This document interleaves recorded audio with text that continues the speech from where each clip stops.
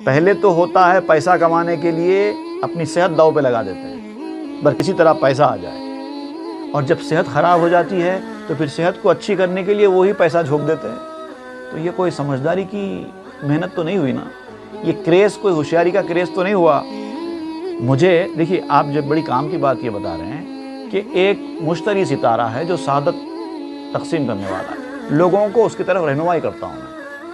کہ جاؤ وہ ستارے کی طرف جاؤ، وہ سعادتیں تقسیم کرتا ہے وہ ستارہ۔ اللہ کے نیک بندے، مشتری سے مراد، ستاروں سے آپ مثال دیتے ہوئے سمجھا رہے ہیں، ستارے سے مراد اللہ کے نیک بندے جن سے لوگوں کو فیض پہنچتا ہے، لوگ ان کے پاس جا کے سعادت لوٹتے ہیں، ان کا پتہ بتا دیتا ہوں کہ دیکھو یہ مشتری ہے، تم ان کے پاس جاؤ، سعادتیں لوٹو، تمہارا بھلا ہو جائے گا۔ زحل وہ لوگ ہوتے ہیں